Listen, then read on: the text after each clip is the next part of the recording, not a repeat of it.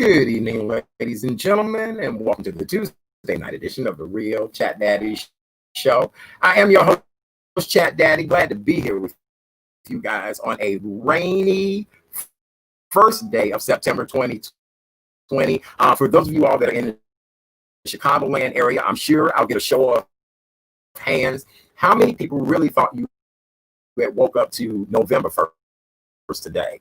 Chicago has had a sudden change in temperature. Our weather today was very much a hoodie type of day. And I don't mean hoodie ghetto. I mean a hoodie that you wear. You could have had a weighted blanket and a bowl of soup. And so we're expecting rain all evening long.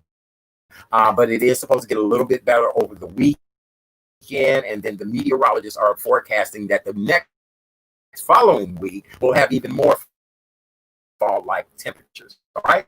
So I want to welcome you guys to the first day of September 2020. We're still in the midst of a pandemic. So I want to remind you guys to be as healthy and safe as possible whenever you can. We'll give you the rules and regulations and all that great stuff, what you need to do to keep yourself healthy.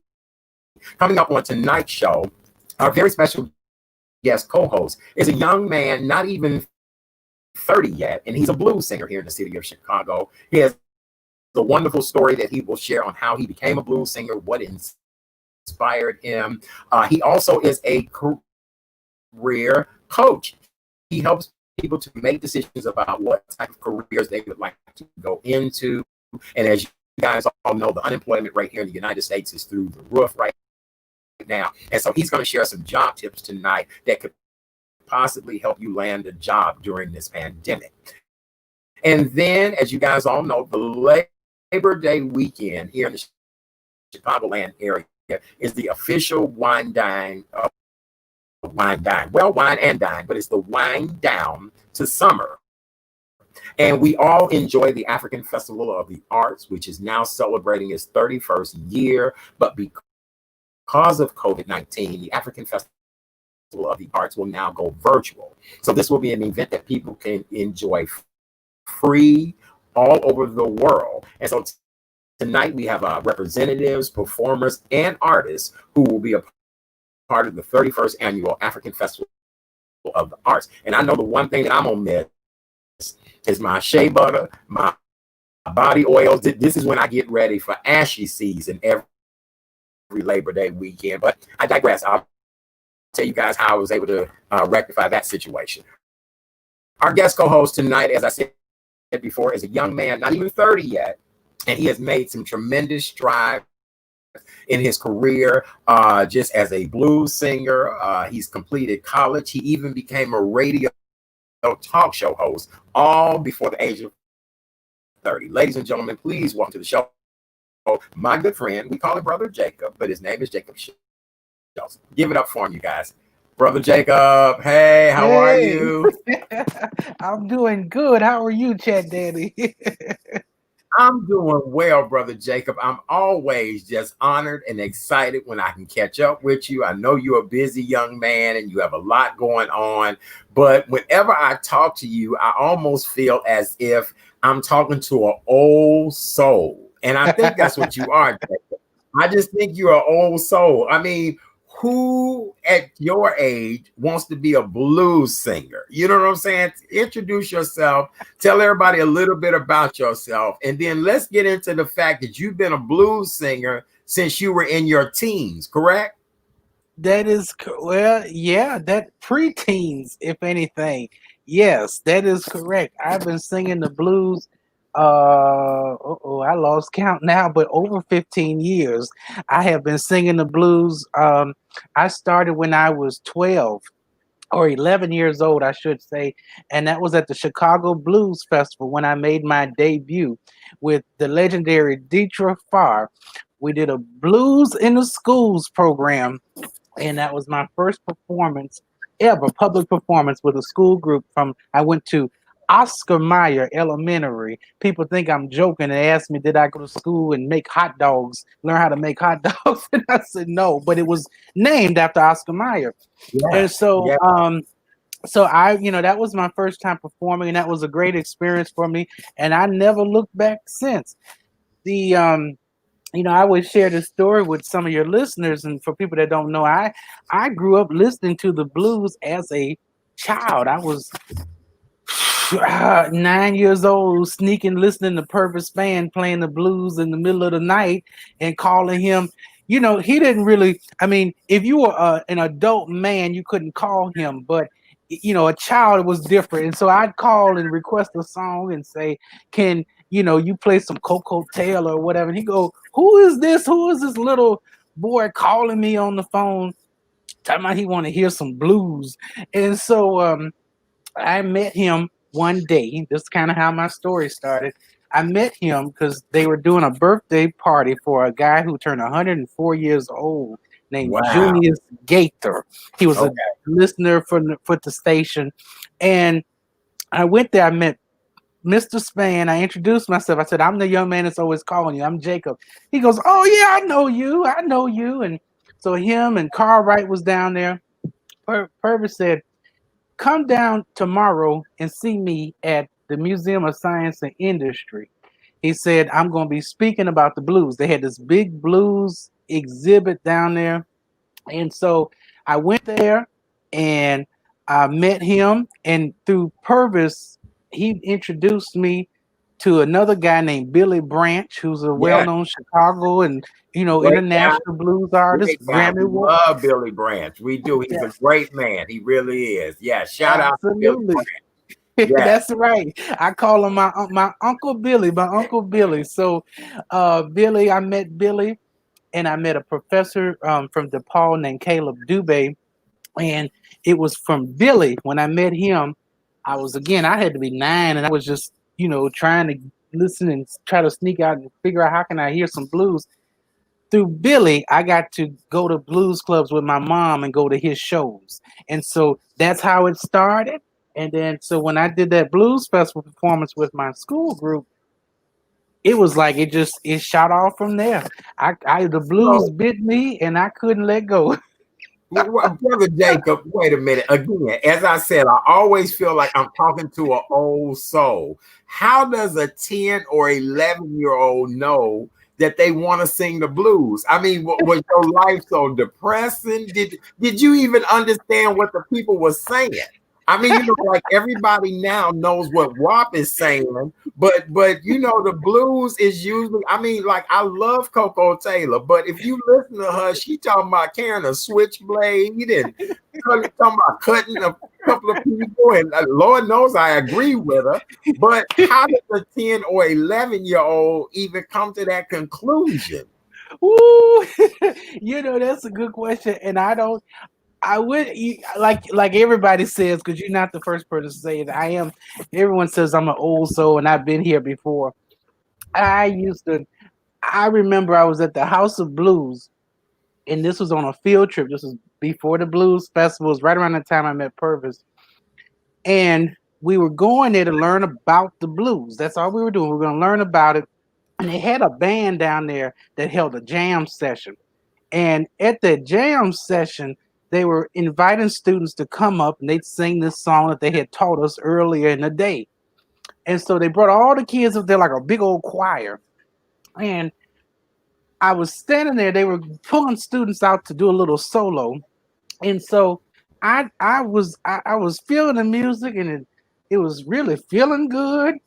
And so I waved my hand, pick me, pick me. I can sing this song, shoot. Hey, that woman pulled me. I said, "Come on." I grabbed that microphone and I said, "I'm gonna sing the blues." Everybody was trying to rap it and do something else to it. And I said, I'm gonna show you how to sing the blues. I stomped my foot and put my little groove in it, thought I was doing something. And man, it was like the music went from my head and just shot all the way down through my feet. And it was at that moment I knew this is me. This is my music. I Wow. can't explain it. It was just it had an epiphany, and I told my mom when I got off the stage. I told my mother. I said, "Mom, I think I want to sing the blues." And that's I look back, and the rest is history. Well, you know what, Brother Jacob, I feel you though, because when I was 9 or 10 years old, there was a kids program on television here in Chicago. It was called Bubblegum Digest. And Okay. I would watch that kids program, and I said, you know what? I want to be on that kids program. I just feel as if I should be on there. And I ended up calling Channel 5 myself at like 9 or 10 years old, talking to people into booking me on the show. Oh And my God.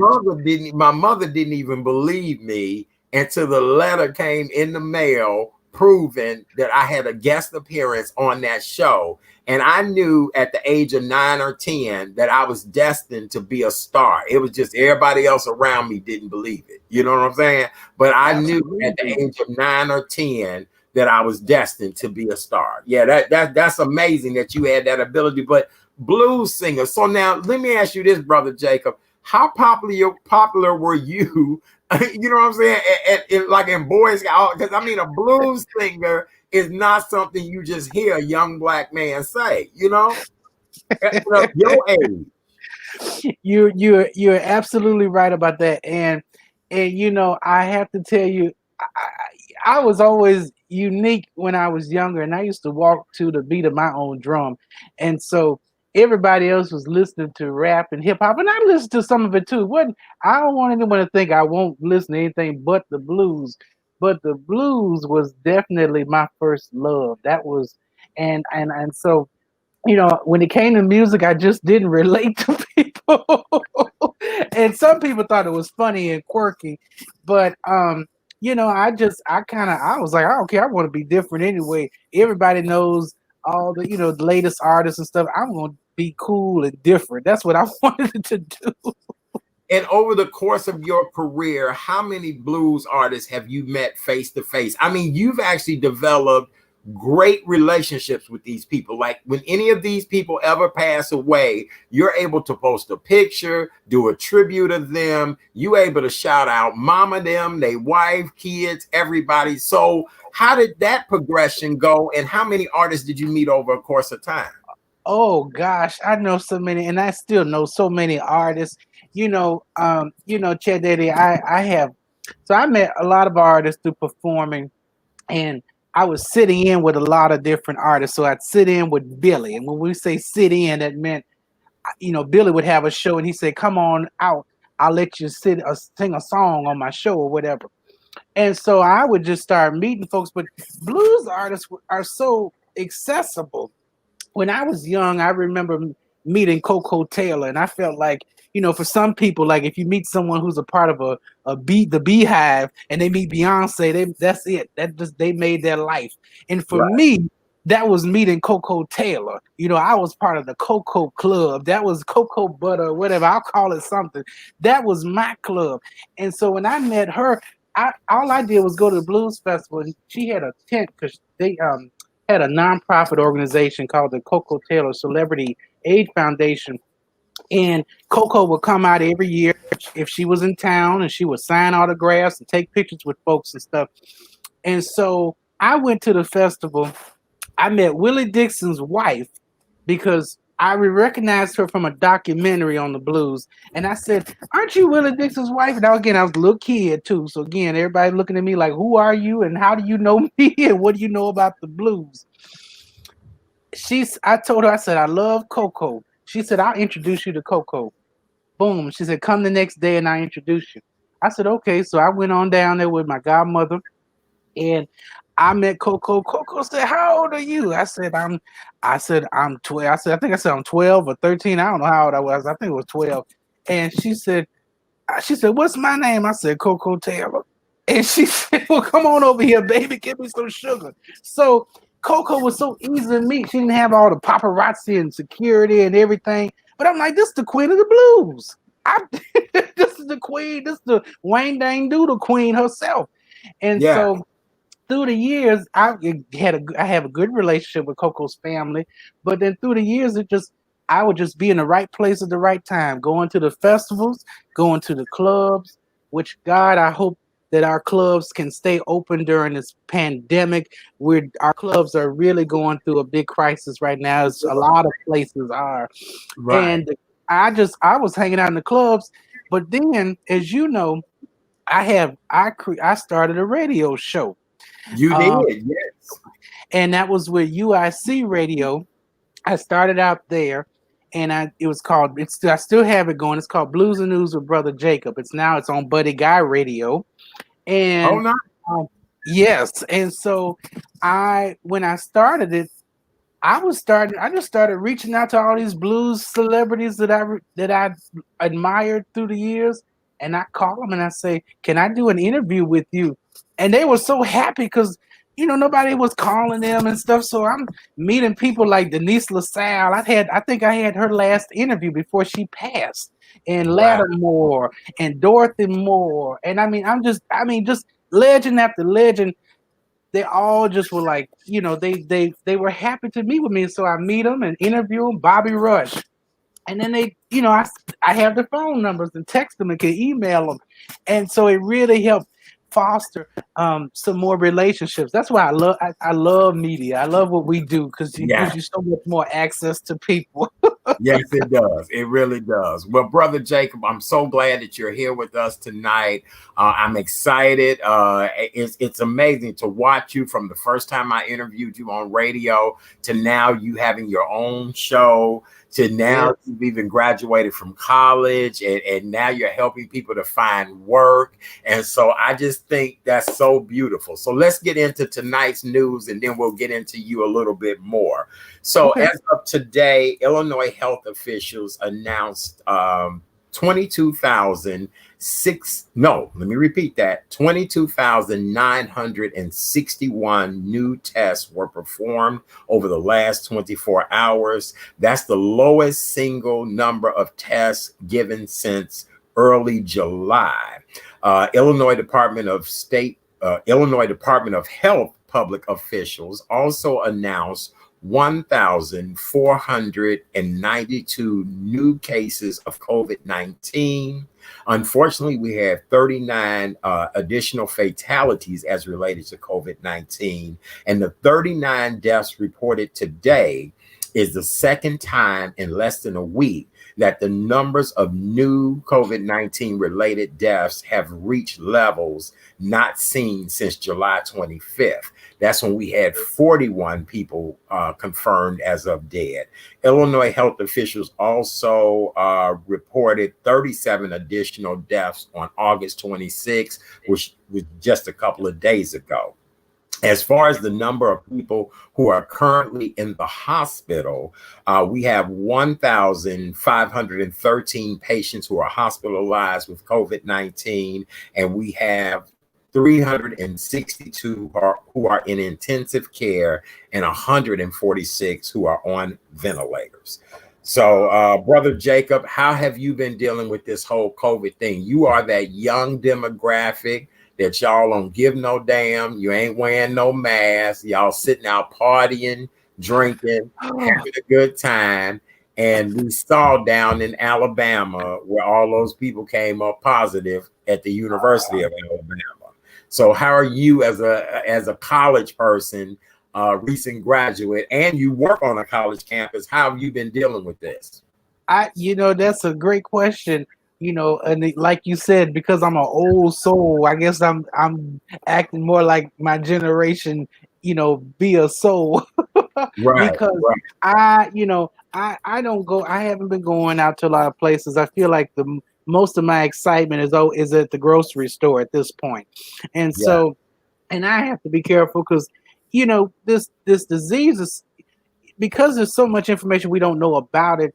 You don't know. Some people don't know if they're walking around with underlying conditions, and that's something that I've been, telling folks is just because you feel good and you feel brave, you don't know what you might have. That's And right. so for me, it's been hard. I will say that it's been challenging because I think like everybody else, I can't wait to get back to normal where I don't have to worry about putting a mask on and I can go and don't have to worry about if somebody is talking to me in my face or give somebody a hug or anything like that. But, it's been hard. It's been difficult because now everything is so virtual, even with like you asked, the college campus, UIC right now, my department, we've all been working off campus virtually. So I'm having meetings like this with all of my students and going into classrooms via the computer screen.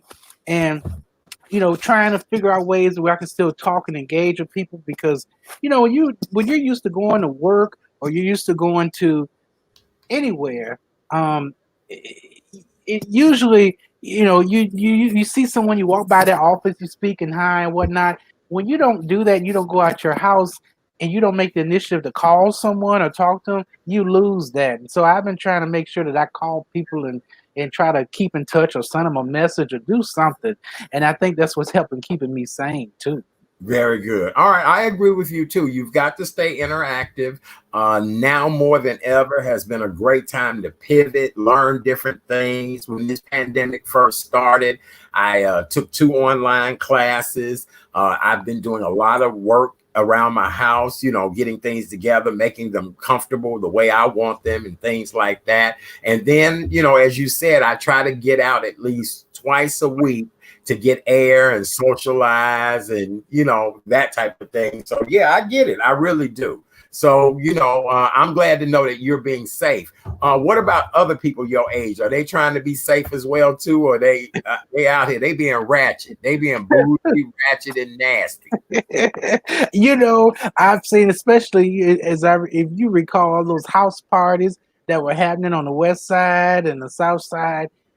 I know some folks who aren't really concerned and they're really not taking it easy, but I can't even just say it's the age group. I think we got to talk about our people for a minute. I remember in fact, I think it was someone that might have made a comment or said something in one of your shows that this belief that we didn't get COVID back when it first came out.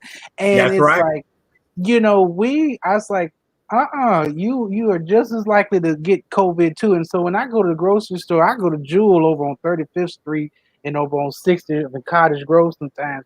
And it's like when I see folks come in and got the mask halfway down their face and they still get up on you. I'm trying to ring out at with my card. And so it's like I'm seeing people who are older than me who seem like they don't care either. But the young people, it's hit or miss. They're definitely my friends and people I know they're definitely more adventurous and going out to the restaurants. I'm not even sure if I'm ready to do that just yet. Oh, wow. You've not even done that yet. No. I mean, I'll do takeout, but I'm not sitting outside or do it. No, you won't. No. Oh, my. See, I've done the al fresco dining. I've dined outside several times. I've not ventured indoors, but I have al fresco dined several times because I miss the restaurant thing. And then, the whole takeout thing, I want the whole experience of, yes, bring me another martini. Yes, I'd like to have that, medium well. Yes. Okay. So I get that. I do. Okay. Very good. All right. Now, Brother Jacob, you also wanted to talk about some gossip and entertainment things that have been going on recently. And you brought to my attention, we were backstage talking about the Sweetie Pie story and Brother Tim Norman. And so I'm always curious to find out what other people have to say about that story. And then we'll talk about 2 other hot topics. So what's your take on that? I was so shocked, and I was so shocked by it when I heard the news. I actually started rewatching some of Sweetie Pies recently. I have been going back on the OWN app and I have been looking at different episodes because when you do something like that, that kind of behavior is sociopathic. To think that you would hire someone to murder your own nephew. And then again, he still has to be tried and convicted. I get that, you're innocent till proven guilty. But to think that this would even be a possibility is so concerning to me. But then you see how he treated his mom. I mean, he went and started opening up all these different restaurants and I know she sued him. She sued him and then she canceled the lawsuit. I know she did that. But it was like, I kept sitting there and I just kept thinking, how could this be? I mean, I was watching an episode where he went to his nephew's graduation party. And I'm just thinking, how could somebody sit in your graduation party and smile in your face and congratulate you, and then have you, hired to have someone murder you later? And that's your own blood. That story has stuck with me for a while. And I just feel so bad for Miss Robbie because I know she works hard, and I've been trying to get down to St. Louis to try her soul food. But it has, woo, that story has hurt me bad. I don't know. Well, now, brother Jacob, you did even hear where supposedly he was taking a policy out and was going to put a hit on Miss Robbie as well, too. I heard about that too. Right. Well, I had a chance to meet him when he was here in Chicago promoting when the show premiered on OWN. And the funniest thing was I met him. He was the last guest to check in that day. And I was kind of just talking with him and, getting to know him. I really didn't know who he was not very familiar with the show. But I knew something was not quite right with him that day when I met him. And a lot of people have made the comment about the smile that he keeps on his face. Well, that's kind of a way his face is all the time. He kind of has that diabolical smile look all the time. I know a couple of other people that have that look like that. And so I just, he told me he was from St. Louis. Asked me about a few things about Chicago, but that was it. I do know he had already served time in prison. He had already been to prison. So I don't know. Maybe, and think about this. If he's not even quite 40 yet, and he had already served 10 years in prison, allegedly, most of his youth was probably used up by people while he was in prison. You know what I'm saying? And that's probably why he is the way he is right now. And Miss Robbie trying to spoil him and treat him with, the best of everything. I mean, I don't know. It's a sad situation. But I'm like you. How do you kill your own family member? But it won't be the first time. I know other stories where it has happened as well, too.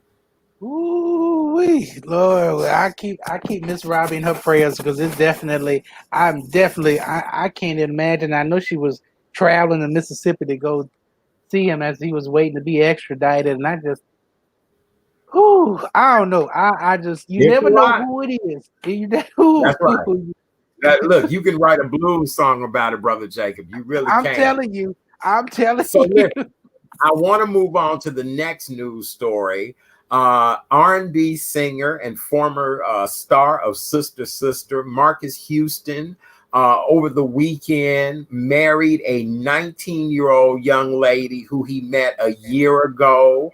Mr. Marques Houston is 39 years old. His new bride is 19 years old. And actually, we're going to have an in-depth conversation about this on the show next week. But I kind of wanted me and you to talk about it because it's really a May-December romance. Now, to me, it's a hell of a May-December now. It's more than, you know what I'm saying? So what, because here you are the young one, I'm the old one. And so what do you feel about this? Ooh-wee. Oh, Lord. Oh, Jesus. I have some real concerns about that. I'm really bothered. I don't know. I have some concerns. I don't like that. I don't know how I feel about old. How? Wait a minute. I'm gonna have to. How old is he again? I had to. He's 39 years old and she's 19. He met her when she was 18. But let me throw this in there. They were brought together because of their religion. What? I'm just going to put it like this. They belong to the denomination that knock on doors. Oh. Woo. Uh-oh. That daddy out. That's a funky situation. Something's real funny about this. Presented itself to you if you met a blues legend that you love and adore, and they happen to be in their late 50s, early 60s. Would you? No, even though I sing about it in my songs. But I wouldn't. No, I wouldn't. I don't. I think people really need to. Well, I'm not going to say for everybody, because I do know someone that I think about it who's in their 80s and they got a, I don't know if it's their technical husband, but that's in their 50s. So I can't knock it completely. But I think especially when you have someone who's older, who's with someone who's younger, usually they're taking advantage of a younger person. At least that's how I've always seen it. And then sometimes, if depending on who it is or a celebrity, Look, the a young. lot of times it's a fair exchange and a robbery now. So I'm just going, okay. So I Yeah, digress. Finish your thought. I know you're right. That's what I was getting ready to say. The young person is depending on who it is, how much money that older person has, and if they're how much fame that person has. You know, hey, some people say money can buy everything, and if you're at a point where you're like, I'd rather buy some, then that's you. Yeah, I don't know. I there's something real strange. Just real something real strange about that. I mean, especially if there's a 20-year age difference. I mean, when you were 20, that person was just now being born. So I I just I ooh, Well, here's my thought. When you're 19 years old, you're not even legal yet. So that's a right. huge issue for me. But because they met because of religion, that may not play a huge part. Mr.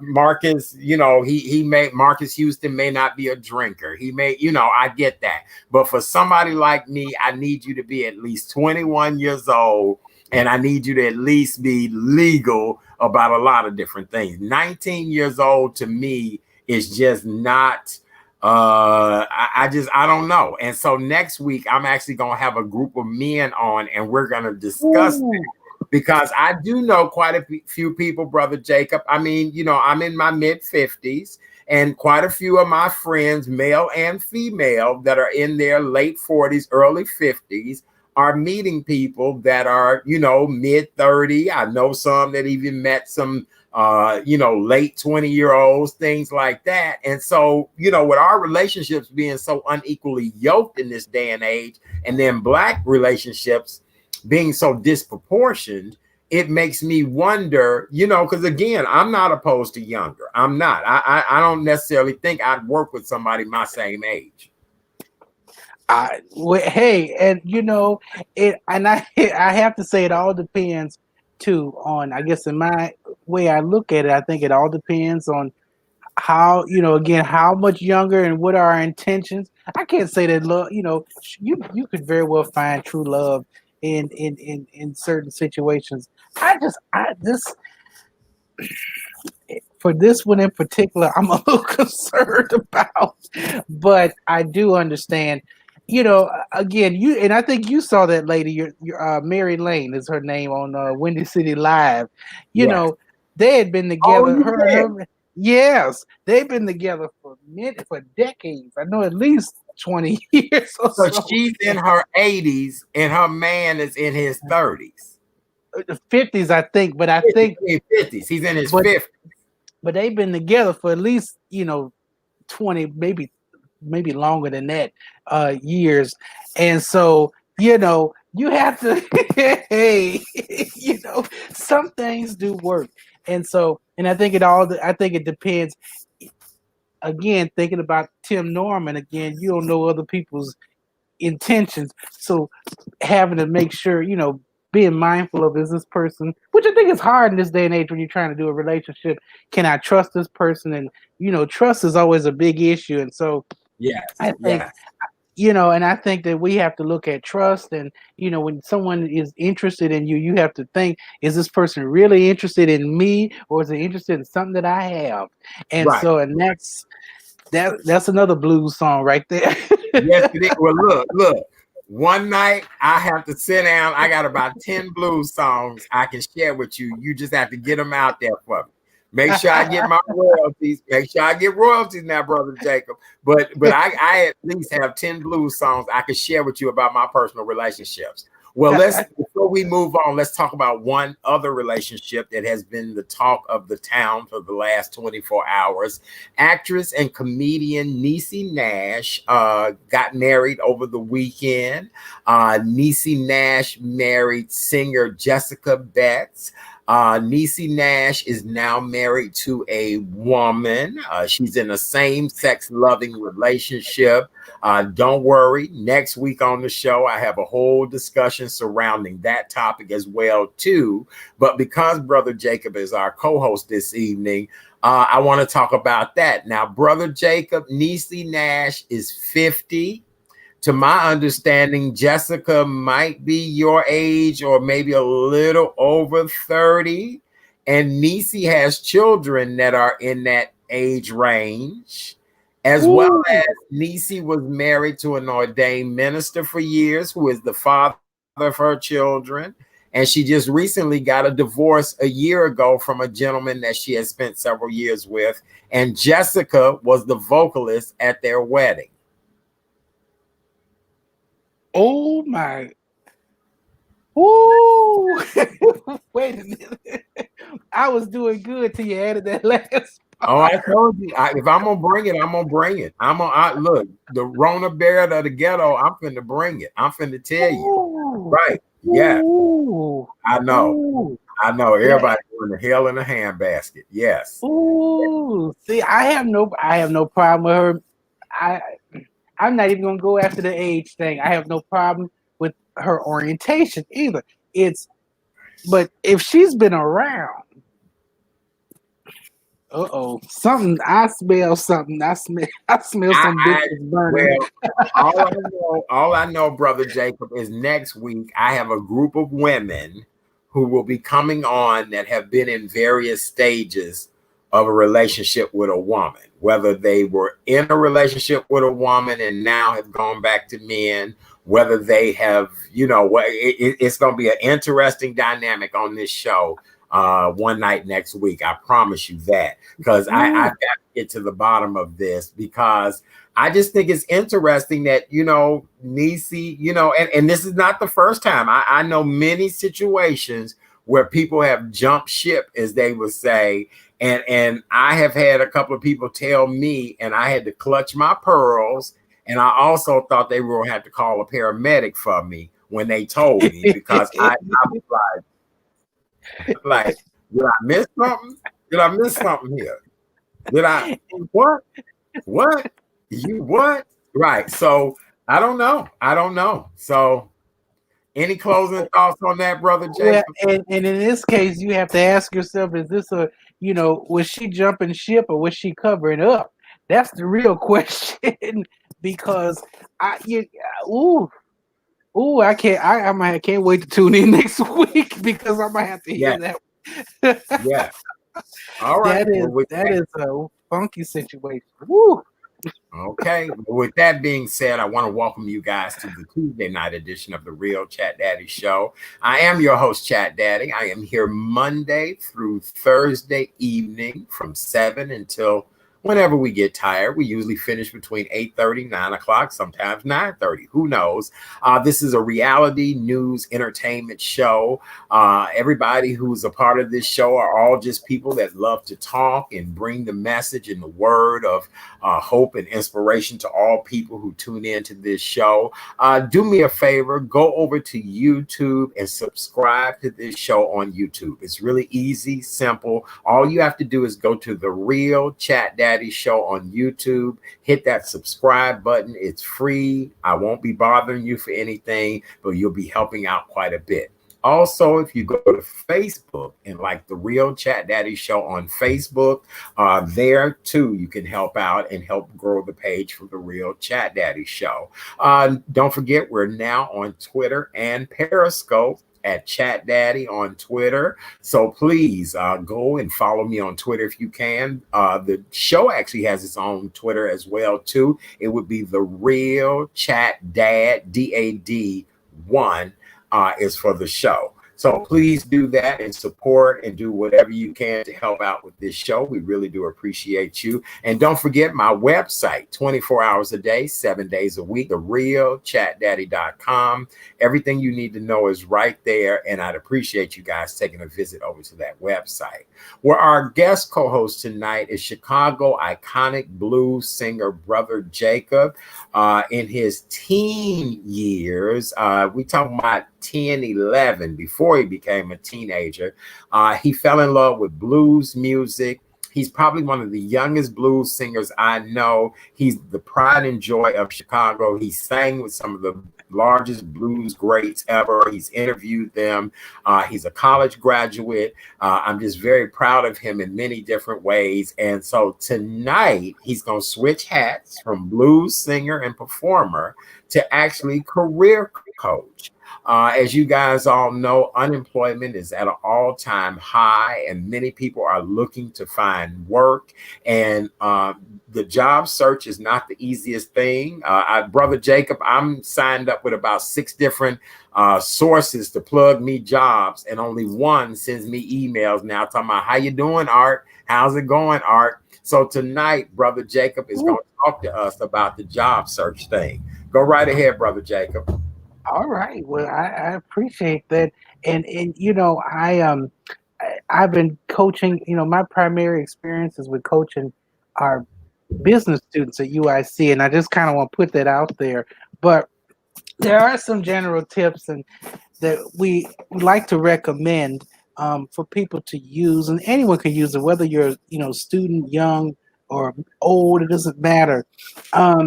Right now, as we're living in this pandemic, and some industries aren't doing so well, the first thing I would tip that I want to give you and kind of talk about is this is the optimal time to start building and learning new skills. And I know that Chat Daddy, you mentioned that earlier at the beginning of the program about how you took a class, took 2 of them, I think you said. And I want everyone to know that if you are thinking about taking a class or thinking about learning a new skill, if you've always been in the back of your mind thinking about, I want to do this or I want to do that, now is the time to do it. Reinvent yourself. The one thing I can say, the good thing out of this pandemic for a lot of people is that self-reflection, being at home and really thinking about what they want to do, what direction they want to go. And sometimes when you hit rock bottom, you can't go any lower. And like my godmother tells me, don't nothing fail but a try. And so try out some new skills. And how do you do that? LinkedIn. You can go on LinkedIn. They have LinkedIn learning courses that you can check out, where you can build skills in various different subjects. Some people, if they want to learn how to use Excel and learn how to use different computer programs, sure, you can do that. But you can also learn other stuff too. Like I was looking around in a course, quiet as kept. I was looking at one about screenwriting, and I thought maybe I might write me some programs. So thinking outside the box and thinking about some dreams that you may have, things that you've always thought about. Now's the time to explore. So LinkedIn Learning, Coursera, Udemy. And I would also say you can look at some of these top universities like Harvard and a few of these other universities that offer free courses online. That's what I've been hearing about. Yes. Yes, yeah, take advantage of it. You get even if a course is online, it doesn't, weaken or dampen the magnitude of that course. It's still a great course, and you're still going to get some good information out of that. So I encourage people to do that. Secondly, as you're thinking about looking for jobs, this is probably one of the big tips is, okay, well, what do I do? How do I even start looking? So everyone usually, they go on Indeed, they go on LinkedIn, they go on Glassdoor. But the thing is what we have to do is rethink what kind of companies we're looking for. One thing I've told people is, even though the hospitality industry has really been hit hard, and so has hospitality, travel, the restaurant industry, but there are some industries that are actually doing really good right now too, are doing a lot better. When you think about retail, like the grocery stores, and when you think about like the Jewel Oscos or the Safeways and the Marianos, some people say, well, I don't want to be a cashier. If you're someone who's, maybe got a degree and you're thinking, I need, a corporate job or whatever, you need to be thinking about the corporate offices for these companies that are doing well. Because why? When the pandemic started, they could barely keep the grocery stores stocked.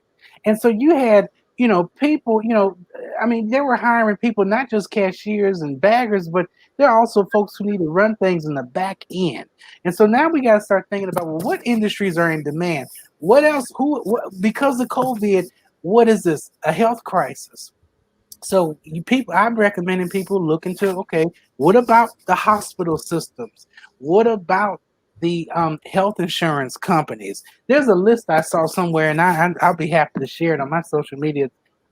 There's a list of about 100 companies that are still hiring during the pandemic. Think outside the box. Think about when you think about the Amazons and the Instacarts, these are all instant delivery service companies that are doing well because that's what people are using because they're trying to stay safe and stay at home. And so I'm telling people to really think outside the box because when you think of a hospital, you don't have to be a doctor to work at a hospital. And whether you were Right. sweeping floors, you could sweep floors. They need people to clean the hospitals. COVID-19 is really what I'm telling people is kind of like, everyone says it's kind of like a war almost. And, you think about World War II, all the factories, everybody was doing stuff to produce for materials for the war. Well, now companies that are doing well are on the front line trying to tackle on this COVID-19. And so whether you sweeping the floors and you need a job and you lost a job at the restaurant, you better go call Mount Sinai or University of Chicago or U of I somewhere because I guarantee you they need extra help keeping something, help with cleaning, especially for COVID-19. The other thing, too, is this. Think about now, one thing that we've noticed recently is that this pandemic is really showing businesses how remote work can actually work for people. And Yes. as some of you noticed, Twitter has said, well, we're going to start let everybody work from remotely. Well, when you're looking for opportunities, if you're only looking, if you go on Indeed or whatever and you type in a job search and you do a filter and you say no more than 10 miles from this zip code, you need to make sure that you are including in that filter remote opportunities too, because Oh, I there didn't are know that. So you can yes, put in there remote opportunities. yes, because Great advice. you could have an opportunity that's way out in California and they'll say you could work from home and we'll train you over and seriously, not just temporary, but there are companies that are now saying, you know what, let's do remote work because they're realizing if they do remote work, it also expands their candidate pool for better talent. So you could be working for a company in New York and but you didn't look because you didn't click on remote learning, so look for those opportunities because I think more companies now, I'm seeing it, more companies now are starting to look and say, let's do remote work as well. So keep that in mind too. Now, And let I, me ask you this, Brother Jacob. Let's talk sure. about our resume and virtual interviewing skills. Now, Oh the yeah. one thing that I'm a stickler for is how people come across on camera, how their body image, their inflections, all of that. So let's talk about the resume first. Some of us have not updated our resume in 50 years. Some of us, our Oh resume is on stone tablet. yeah. What's the hottest new trend for resumes now? My you resume know is on a stone tablet.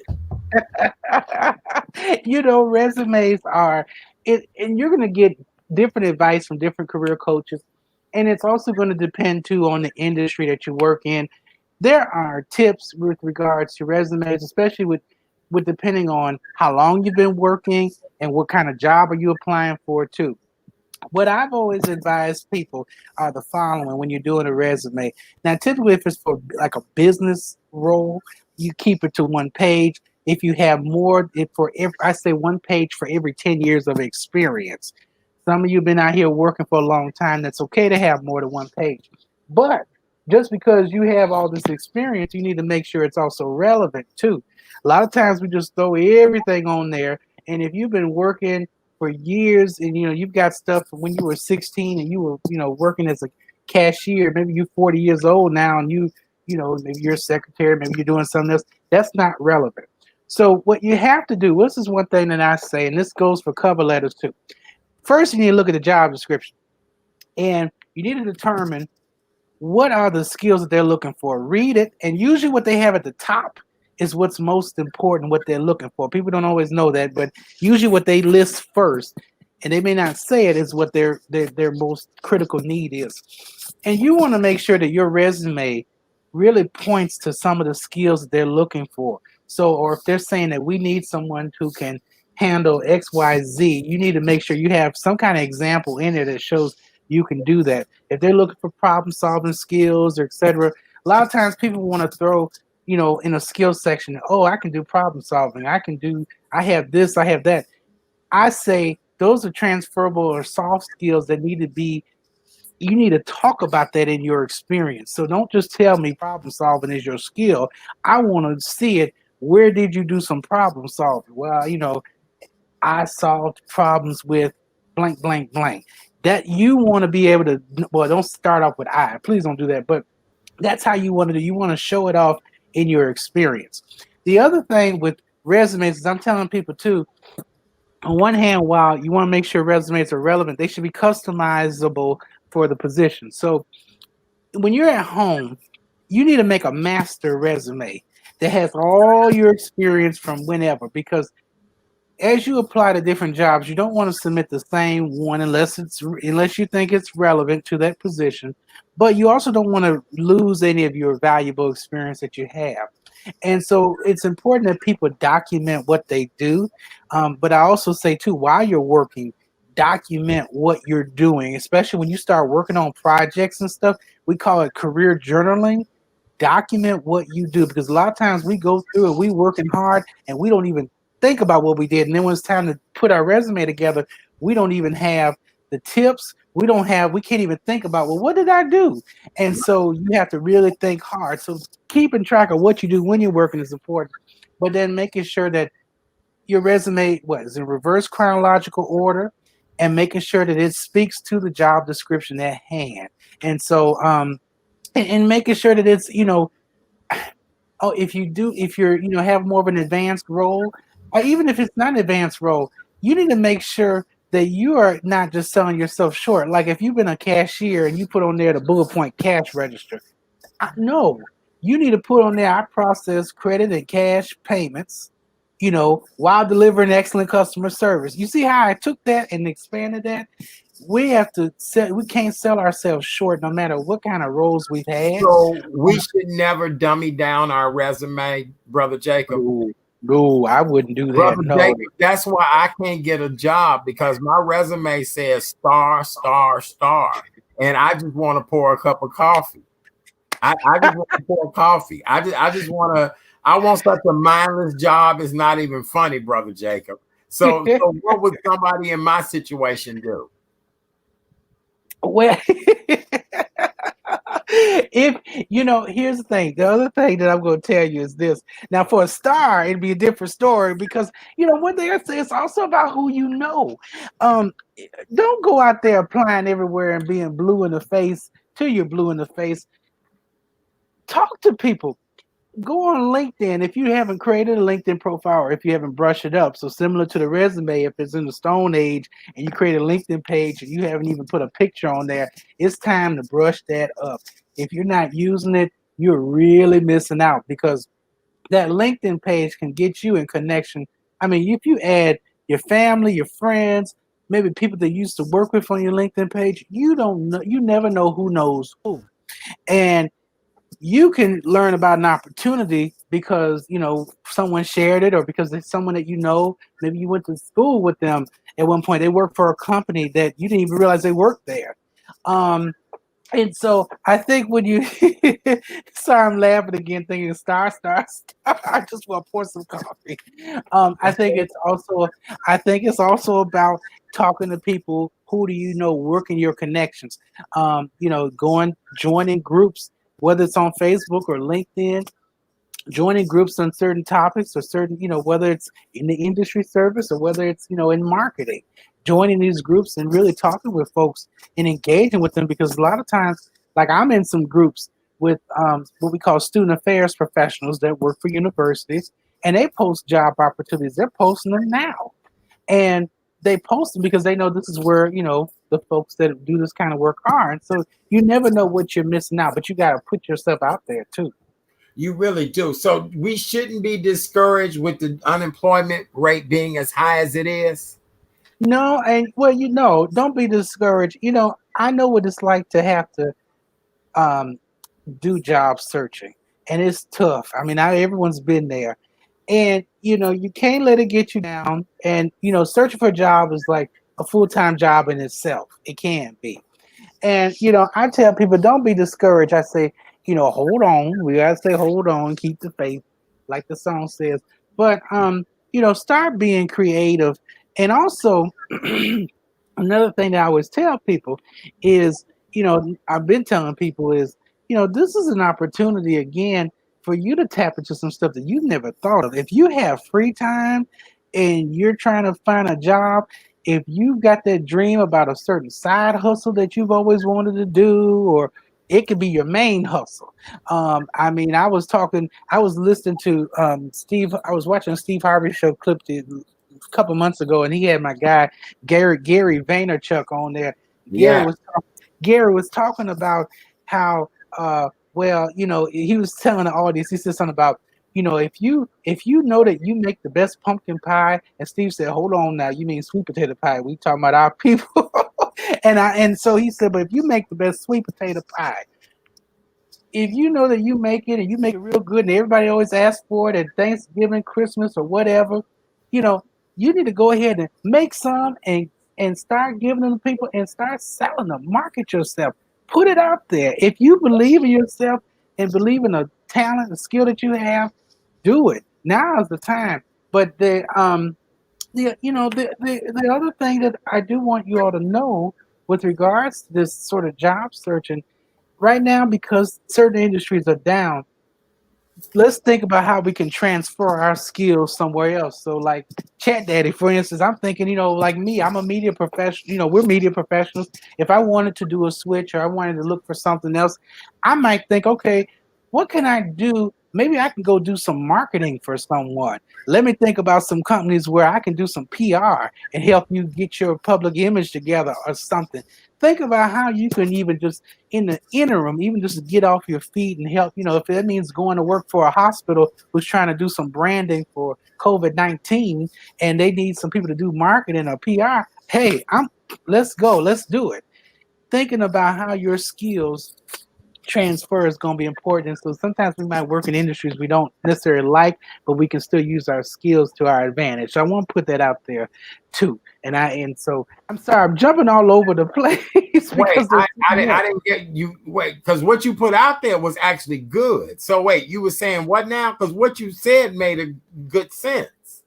Well, yes, I'm basically what I'm saying is that people should take their skills. If you've been laid off, for instance, and like I said, comparing us right now, think, if you're a media professional, like Chat Daddy, if you're saying I'm a media professional, I have all this experience in the media and the radio business, someone who's looking for someone to help with their marketing or their branding, they might look to someone like you and say, hey, this, what, Chat Daddy would be good in this kind of role. And you could do that. You could speak to it. Why? Because you know about branding, you know about public image, you know about media and how to work it.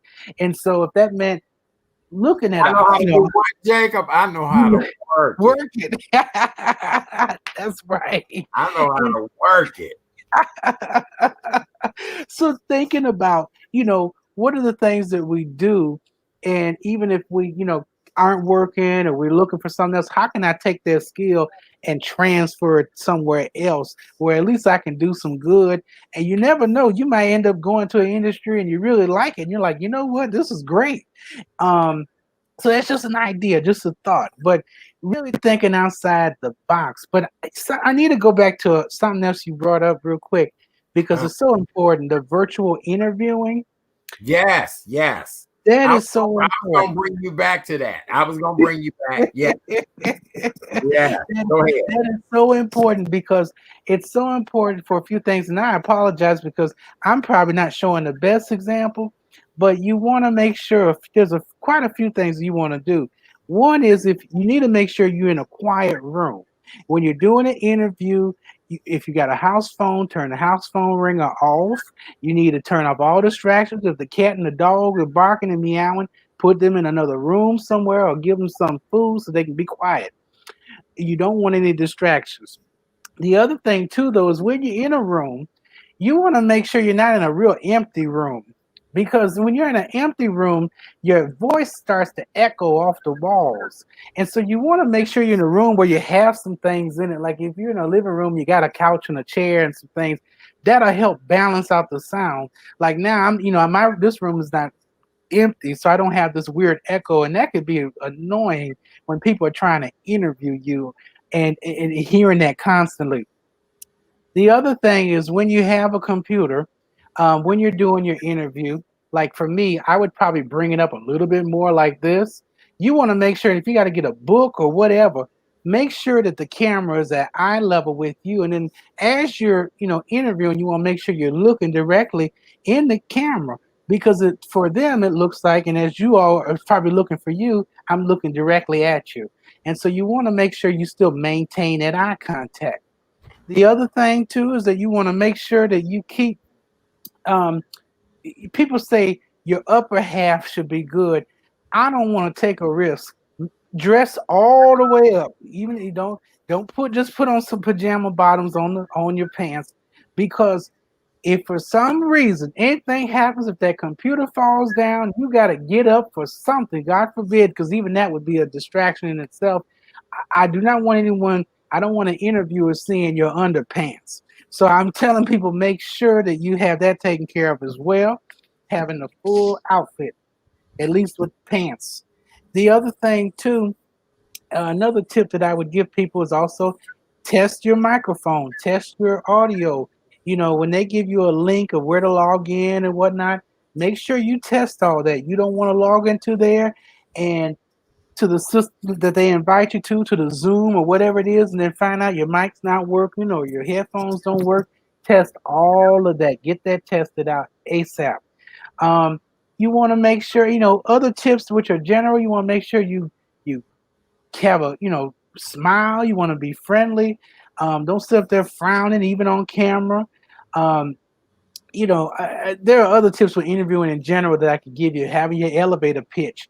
What is the elevator pitch? Well, if you're riding down in the elevator with Bill Gates or Oprah Winfrey, what would you tell them in 30 seconds about you? That's how you need to describe your, when you're talking in an interview, you need to be able to say, well, tell me about yourself. Well, let me tell you, this is who I am, and here's my experience, and here's why I'm a good fit for your role. But yeah, virtual interviewing, making sure your camera ready. Oh, and having a light. Like you see, I have this light here. Make sure that you have light in front of you. If you put the light back and you see how I look like a silhouette, you don't want to do that. So make sure you have good lighting as well. And I typically say put it in front of you. You don't want light shining in the back of you, because then, again, you'll look like a ghost.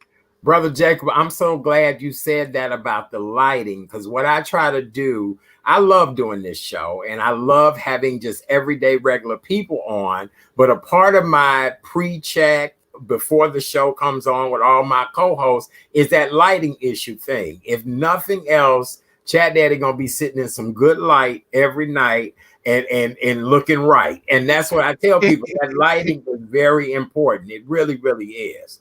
Yes, it does not require makeup. It's if you do the right lighting. I have a ring light and I have a fluorescent light that shines on me as well too. Right. Fluorescent. Absolutely right. I'm telling you, don't y'all like me better with the light in front and then in back? Y'all can't get my good features unless you put that light right there. Gotta get them good features. Gotta get them good features. Is that how that works? Is that how that works, Brother Jacob? Very good. Well, Brother Jacob, what else? When it comes to these side hustles, you're absolutely right, because our co-host last night, she's into the sweet potato pie business and is doing pretty well in that. Are there other side hustles that people could do that are trendy right now? Like I'm thinking about, but see, we're in the midst of COVID. I want to open up a geriatric strip club, but I'd have to wait till we done with COVID. I have to wait till, I have to wait maybe 2 years from now to be able to open my geriatric strip club. But that's my dream. Right. Right. Polygrip and Dip. Polygrip and Dip. That's the name of the club. Yes. A virtual P Valley. Yes. The virtual P Valley. Yes. Absolutely. Geriatric P Valley. Yes. Yes. Come ride this train. Get on the electronic wheelchair and ride it. Yes. Yes, sir. Any other great side hustles? Honestly, I've seen a lot of people who are I mean, they're cooking. A lot of people who are cooking now and selling dinners, and I see people. I see people who are. I don't know if I would say that there's a trendy one to join because I think everyone has something different. Especially if you're making face masks. I know people are making face masks.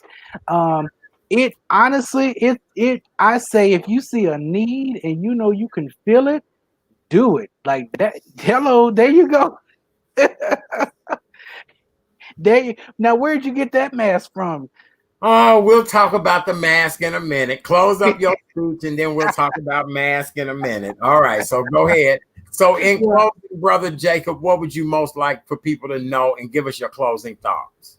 Sure. Well, I would most like people to know that all hope is not lost, and ultimately we're going to weather the storm and get through this. But in the meantime, let's be creative and with our approach and how we are going about looking for opportunities as well as rebuilding ourselves and figuring out who we are and how can we best survive. And so I just tell people, hold on, don't give up hope, and don't be discouraged, because we will make it through. Okay. And look, they loving my geriatric strip club. Yes, now geriatric strip club. Everybody need them somebody to love. Right. Amen. Chat Daddy's Geriatric Strip Club coming to a city near you very soon.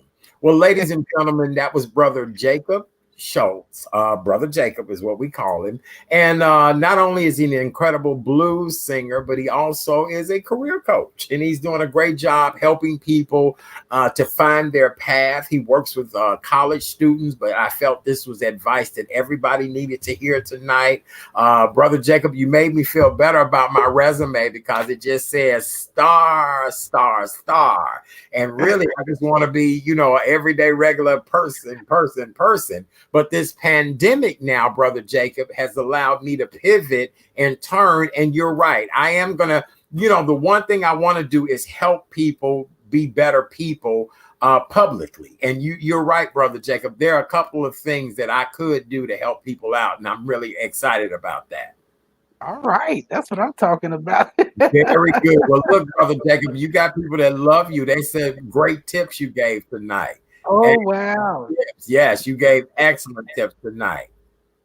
Well, thank you. I appreciate it. And I do see a lot of the folks checking in, so I appreciate them very dearly. And, I'm happy. I'm happy to help. If anyone has questions, you're more than welcome to contact me. I'm happy to offer some tips, and we have to support each other right now. So thank you so much. Yes. Well, I love you, Brother Jacob. Well, and you mentioned my mask earlier. So we want to remind everyone that we are in the midst of COVID-19. You guys know what the rules and regulations are. On this show, every night, we remind you what to do to stay safe and healthy. And so, Brother Jacob, we tell everybody on this show to please wear their mask. Please make sure you guys have your mask on. See, there you go. We also want to remind everyone the importance of sanitizing. Make sure you sanitize. It's always best to wash your hands with hot water and soap. But when you're not available to do so, we ask that you get liquid hand sanitizers, wipes, whatever the case may be, and wipe your hands. Social distance, that's very, very important. If you're not feeling well, we always say on this show, keep your ass at home. That's how we sit on the show. Brother Jacob, we don't dress it up. On the major networks, they have to be proper about it. On this show, we tell you, if you're not feeling well, keep your ass at home. Please do not do that. Brother Jacob, so you want to know, I have a collection of masks now. I collect them, and people send them to me as a gift because my masks have to match my outfits, Brother Jacob. Oh, I like I that. have to be coordinated. I have to be, that's right. So I have to be coordinated and everything. And so anywhere I'll see a pack of masks, I'll buy them, or people will send me masks that they want me to wear. And this was a beautiful gift of one of my loyal listeners. She sent me this one. Wow. Isn't that beautiful? That is Isn't that wonderful. beautiful? So I have a Ooh. bunch of masks and they all match my outfit. So whenever you see me, my mask will match my outfits. How about that? Wow, I love that. I need to get me some masks. I think I'm gonna get me a couple to match some of these sequin jackets in my closet.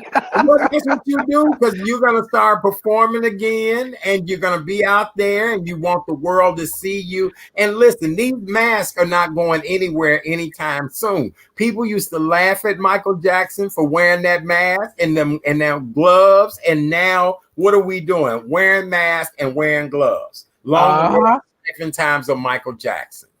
That's right. You're very right about that. Isn't that how that works? You're very right, and but you're right. It's gonna be a fashion sense. I'll be curious to see how folks walk down those runways with those masks on. Well, let's look at the VMAs that were just on Sunday night. And let's look at the fact that Lady Gaga continued to perform in a mask. Let's look at all of the artists and celebrities who did what they had to do to perform and make themselves, do what they needed to do. So we're going to see more and more masks as we continue to move on. I agree. I think we are too. It's gonna be a while for a lot of folks to be comfortable too. Yeah. I think going out here, even with a vaccine and everything, I don't want you breathing in my face. I need to protect myself. I don't need you doing all that. So I understand, and I'm probably going to be wearing a mask for a while too. Okay, very good. Well, with that being said, we're going to move on to our next segment this evening. I want to remind you guys, I have a little surprise. Today is actually my Friday. I will not be back until Tuesday after the holiday. I'm taking a lovely little holiday weekend getaway, a staycation, as they would say. And so tonight is considered my Friday show. But when I come back after the holiday, I have a lot of great shows planned for you guys listening and viewing pleasure. Don't forget, we've got to talk about the Marcus Houston marrying the 19-year-old. So I have a group of gentlemen coming by to talk about that. I've asked dads of daughters to have that conversation with me. We also must talk about the fact that actress and comedian Niecy Nash just recently married a female. She is now in a same-sex, gender-loving relationship. So I have a group of ladies who have enjoyed the benefits and pleasure of a same-sex relationship. Some of the ladies have stayed in the relationship. Some of the ladies have not. So that ought to be an interesting conversation as well, too. We're going to have more job hunting tips next week, as well as some health and wellness stuff. So we'll do it well. But tonight is my Friday, and I'll be back the Tuesday after the holiday. Well, as you guys all know, the Labor Day weekend is the official end of summer. And here in the Chicagoland area, we just love and adore the African Festival of the Arts. Now in its 31st year. I believe I was there when the first one happened. I do. And so now, 31 years later, due to COVID-19, the African Festival of the Arts is going to have to go virtual for the first time ever. So they're offering a wonderful free festival throughout the entire Labor Day weekend. And here to tell us all about the who, what, when, where, and why, as well as introduce us to two wonderful people who will be a part of the production. Look, she done put all this fancy first and last name, honey. She is known as Lawton, honey. That's all we need to know. Ladies and gentlemen, welcome the amazing Miss Fabulous Lawton. How are you, darling? I'm so good. First of all, can you hear me, Art? We can hear you. My love. We can hear you. We're so glad to see you, Lawton. How you doing, darling? I'm good. I'm excited, obviously at home. So this is the first time I've been in Chicago. I've been here for 7 months, and you know, Art, I travel quite a bit, so it's just really nice to actually be at home. You know, I know it's Yeah. difficult time, but I'm happy to be home in Yeah. Chicago. Well, Yeah. Lawton, you look beautiful as always. It's an honor and a pleasure to have you here with us this evening. As you know, African Festival of the Arts is one of my favorite events every year. I am there. I enjoy the entertainment, the artwork, the food. And if Mhm. nothing else, baby, I get all of my shea butter for the winter at the African Festival of the Arts. I get all my oils. I get everything I need. But unfortunately, Lawton, due to COVID this year, this is now a virtual event. Tell us Yeah. all about what we need to know about this new event this year before we introduce our other guests. Okay. Well, as you mentioned, Art, it's free. So we're doing a virtual festival, which is free. And one of the things, although it is not in Washington Park, we've been able to incorporate a lot more African talent from the continent. You know, because of everybody being in one place. So we have 2 days. We're doing Saturday and Sunday. Saturday is mostly R&B and like a little bit of Afro beats, and then Sunday is inspiration, and our host is Pam Morrison, you know, your gospel sister. And Yeah. definitely looking for, it's just, I'm excited about everybody that's going to be performing. The age range is top to, I mean, from young to old. And we have some really nice surprises too, for the audience that's going to be watching it. Very good. Now, Lawton, let me ask you this. How difficult was it to make this pivot? Because listen, we're used to the park being full. We're used to, walk into from our cars and, our chairs and the barbecue and all of that. And you guys had to pivot. So how has the pivot been for you so far? Well, I mean, I think like everybody else, you're kind of juggling with, do you cancel? Do you have something? And I think collectively the board decided that we wanted to do something to give back. You know, so whatever it is, wanted to do some type of event to give back and let everybody know that we're surviving, during this time. And so the pivot, it took a bit of shifting. It was like a slow pivot, we'll go this way and then we'll go back, but we just went ahead and made the decision, and I'm glad we did it. It's definitely difficult, trying to pull Uh-oh, did we lose her? people Uh-oh. together or trying to figure out. Can you lost me? Go to back. I'm back. We got you now. All Am I right. back? You Okay, back. yeah, yeah. No, I was just saying that obviously it's difficult to do this type of pivot. You have to mix. Is it live? Is it produced? I mean, there's just a lot of elements, especially with stuff like this technical difficulties that people run into. So you never know what's going to happen, but we're looking forward to the show, and I feel like you guys are going to be enjoying it because we have a lot of the elements of the festival. So the prayers, like a lot of the basic things that you've seen. You know what I'm saying? When you come to the festival, you're going to see some of that as well on the virtual fest. So now, before we introduce our guests, who would be the Grand Baba and the Grand Yeye this year? That's always an exciting time. And from what I'm reading in this press material, you have two iconic figures who are being honored this year. Tell us all about them real quick. Yeah, so of course we go with our Grand Baba first, which is the Honorable Lawrence Minister Louis Farrakhan, and then our Grand Yeye is Senator Maddie Hunter, and she's awesome. I mean, they're both great messages coming from both of them. And I'm looking forward to what they're going to share with you guys. Very good. All right. Well, tonight you've brought two artists here with us, one of the music type and the Mhm. other of the creative art world. And so, would you like to introduce both of our guests this evening, and I'll add them into the screen? Okay, fantastic. Well, we have, so every year, everybody knows our poster. We have a poster that has an art that's featured on there. And this year, we got so lucky to get Barry Keithley on, that has created an amazing piece, as an amazing piece that we're going to be showcasing. And then we have a young artist who's actually away at university right now. His name is Fran Vibes, and great sounds. I can't wait for him to tell you guys what he's going to be doing for us. And here, oh, good. This is great. I can see both of them already. Gentlemen, it's an honor and a pleasure to welcome you both tonight. I was reading up on both of you, and I just want to say thank you for being positive young Black men doing the doggone thing, making a difference in this world. I'm going to let you each introduce yourselves, tell us about your career, who you are, and then we'll talk a little bit about what you're going to bring and what day you're going to bring it. We'll start with you first. Go right ahead. Okay. Hi, I'm Frayne. I am 19 from the West Suburbs, Illinois. I am a rapper, producer, singer, all that. It's like hip hop, pop, and that type of fusion. But yeah, I will be performing on the 5th, and I'm going to be doing 2 songs. One of my new songs, Old, and then a new song's going to be coming out called Broadway. I'm going to wait for you guys to hear it. And I'm so grateful to be here. Thanks for having me. It means so much. And yeah, thank you.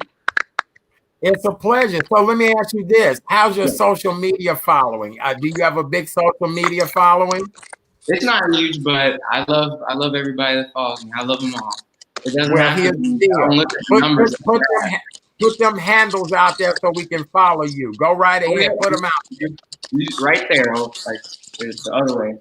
Yeah. Frayne Vibes, right there. Just at FRAYVIBEZ. And then on Twitter, Frayne.vibes. Okay. All right. Very good. Mr. Keithley, good to see you tonight, sir. How are you? I need some of them Wheatie Box in the background. What's going on? Yeah, so I'm in my studio.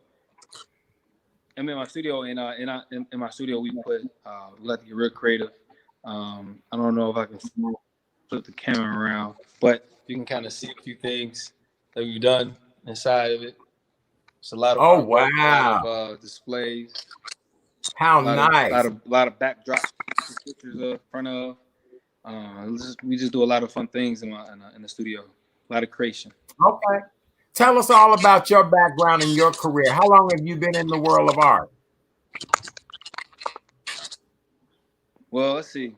I mean, honestly, I've been creating since I was a child. I would say probably I started creating when I was about 5, maybe 6. I would write poetry and then turn those into like short stories. And my earlier influences were James Baldwin, Langston Hughes, and I would just create. I would draw too, but I never fashioned myself an artist at the time. And then fast forward when I was about 21, I painted something that was in my house, and I just kept going ever since. I'm 32 now, so 6 years ago I decided to become a professional artist, and I started throwing a lot of art shows on my behalf, on my own, all around the city, Chicago, and other places as well, and just started creating like a buzz for myself and a following. So anytime I would throw an art show, art event, I would have a few hundred to 1,000 people coming out for an event, and it's been great. Oh wow, I love it. Well, congratulations, guys! Outstanding work. And so, Lawton, they are just 2 of hundreds of people that you have participated. Who are some of the other celebrities, some of the other artists? What else can we expect? Well, obviously our headliners this year, I don't know if you guys have seen, but it's Case and Selena Johnson. So we're definitely looking forward to their performances. And then we have some talent from Ghana, the Democratic Republic of Congo. We have a Nigerian artist that's joining us too as well. Then we have some blues and some more jazz, and and then on Sunday it's a lot of inspiration. We have some quartets that's going to be performing. So the Victory Travelers, Stars of Heaven, so it's a nice mixture. As well as I mentioned, just some surprises that you guys have already seen, some really great flashbacks that we found that I think Art, you probably were already at some of the, I know there's at least 2 of them that you are definitely there. I can guarantee it. Well, all I know is a party in the park. We are really missing our physical events this year, but I'm just so proud of how everybody has just turn this situation around. I want to talk to my young men because all of these young men, well, Lawton, you are much younger than all of us, of course. But gentlemen, have you ever thought of a pandemic? I mean, how have you guys been surviving through this? I mean, I have to do online honestly school, say that so I've had to get used to it and all that. So I never thought it would come to this. As soon as like they started bringing it up, I was like, oh, it's just like a flu, like get past it. But no, it took off. Yeah, So yeah, I had to adapt and keep going. That's all. yeah. This is a mess. What about you, my friend? How are you feeling about this whole pandemic? honestly, for me, it's kind of like one of those situations where I've been grinding and hustling for so long that it didn't really bother me at all. It was just if anything, honestly, it created more opportunities for me, and here, I'm here seizing it and making the best out of a situation that otherwise could be worse if I think it's that way. And for me, I just made sure that I had to keep my mind focused on opportunities and goals and achieving them, and that's what I've been doing um, since before this pandemic started. I just try to make sure I just focus on, honestly, the positive, not to be so optimistic that I'm not being real about what, the scarcity or the seriousness of the situation. Just more so understanding that for every problem there's a solution, and my goal and my job, and I'm a father as well, is to find those solutions and provide and protect for my family. I like it. I do. How can we follow you on your social media platform? My social media platform is Bkeezy, Bkeezy, and I also have a nonprofit called Paint the City. On Instagram, it's Paint period the City, and what that is actually is a platform for artists to be connected to local businesses, especially in the wake of the pandemic and the rioting and looting, because as we know, art increases foot traffic to local communities. And and for me, I'm a part of the communities of Chicago that have been that have had a lack of resources for so many years, and now is the biggest time and opportunity that we've had to create resources for our communities and actually give back. So Paint the City was created from that, and our goal is to heal the city through art, and like I said, connect local artists to local businesses. Emphasis on Black artists and Black business. I love it. I think it's the most amazing thing ever. Lawton, you did a great job. You brought me some wonderful young men who are change agents. My co-host tonight, Change Brother agent. Jacob, he's a change agent. He's a blues singer. I just think this is great. I really do. So Lawton, give us the time, how to log on, all that great stuff so we can be a part of this weekend. Okay, so first is the African Festival of the Arts.com. You can go register for free. Please go to the site and just register for free so we can give you a reminder. Saturday, we start around 4 p.m. and go till about 7 o'clock.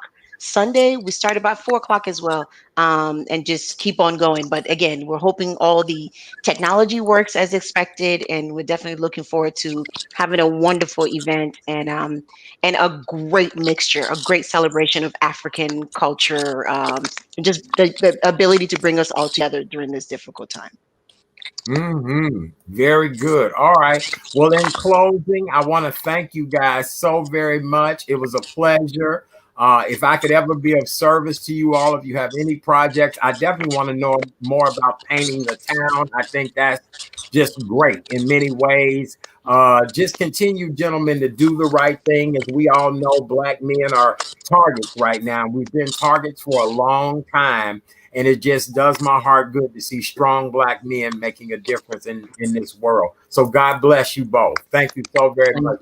Thank you. My Thank pleasure. you, Art. My Thank pleasure. you, guys. It was an honor and a pleasure. The African Festival of the Arts, it starts this coming Saturday, Sunday, and is it Monday too, Lawton? No, 2 days. That's it. Saturday, Saturday, wait, you can't do 3 days, baby. We're saying, no, not this year. Not this right. year. All right, Saturday and Sunday, African Festival of the Arts. There's a ticker along the bottom of the screen. Make sure you guys participate. 31st annual, and due to COVID, it's all virtual, and people all over the world can watch it. Thank you so much. God bless Thank you you. guys. Have a great night. Thanks Take again. care. Good night. All right. Thank you. I appreciate you guys. See you later, lot. Yay. All right, Jacob, we did the doggone thing, didn't we? Look, let me put you here. Yes, we We did. back. Yay. See how this works? See how easy and simple this is? See, this is how this works. And you do it. You're a radio talk show host. I mean, that's what I used to do. I like this better now because it's more entertaining, more engaging. The audience, you know, your people come right there to you, and then you have a global audience that can watch you right here online, you know? Yes. Well, Brother That's right. Jacob, in closing, what do you want to say to everybody? Did you enjoy yourself tonight? Oh yes, Chat Danny. You know, every time we get together and you bring me on your program, you know, I have a wonderful time, and I'm learning something new every time I get on. I'm happy to hear about this virtual I African am too. Festival of the Arts. I can't wait for that. And you know, but in closing, thank you so much. I appreciate you for inviting me to come on and co-host. You know, we'll have to do this again at some point, and but Sure. you know, I love everyone out there, and you know, again, everyone stay strong, hold on, and just keep the faith. That's what I'm going to tell everybody. That's right. That's right. And if nothing else, we gonna wang dang doodle all night long. Is that what we gonna do? We gonna You wang got it. dang doodle all night long. Which one is your favorite Coco Taylor song? I would have to say Wang Dang Doodle is my favorite song. Wayne Day Doodle is definitely one of my favorites. I definitely can get down off that one, and it's a crowd pleaser. And Jump for Joy. That's what got me into the blues was Jump for Joy. So, hey, Coco, that's my girl. All right. Well, ladies and gentlemen, on behalf of our co-host tonight, Brother Jacob, blues singer. Brother Jacob, how can people keep up with you? Because I even hosted one of your shows one night. Whenever you back on stage again, I would love to come back out. How can people keep in touch with you about your blues music? Absolutely, yes. Look, follow me on all the social media outlets: Facebook, Twitter, Instagram. Look up Brother Jacob. You can. I'm on the air every Sunday from 6 to 9 o'clock p.m. hosting Blues and News with Brother Jacob on Buddy Guy Radio. That's buddyguyradio.com. So you can check me out there too. And you can go to brotherjacob.net. That's my official website. But come listen to my blues program on Sunday evening and come hang out with me. That's because you're not on the air on Sunday, Chad Dan. Whenever you want me as a guest on your show, Brother Jacob, you just have to tell me. And All look, right. and we will wang dang doodle all night long. I promise you that. I carry my switchblade with me, so we definitely a wang dang doodle all night long. Wonderful. I'm gonna hold you to it. And Thank so I invite everybody to come hang out with me on Sunday evening, listen to some of the best blues, classic R&B, gospel, and everything in between. All right. Well, Brother Jacob, thank you so very much. Thank you, guys. I want to remind you all to please have a safe and wonderful weekend. As we always say on this show, please wear your mask. Wear your mask. It's easy, simple, over your nose, over your mouth. Please sanitize, social distance. If you're not feeling well, keep your ass in the house. It's the last weekend of summer. You done missed the whole summer any damn way. So, oh well. And do me a favor, go over to YouTube and like The Real Chat Daddy Show on YouTube, The Real Chat Daddy Show on Facebook, like The Real Chat Daddy Show as well too. When I come back next Tuesday night, I promise you guys it's going to be a great month of September. We have a lot of great shows lined up, a lot of hot topics we're going to talk about, and have a wonderful roundtable of people who will be a part of them. All right. God bless you all. Thank you so much. Brother Jacob, thank you again. You were a great guest co-host tonight. Thank you. I appreciate it. God bless you too. Thank you, Brother Jacob. I appreciate you. We out of here, you all. I love you all so very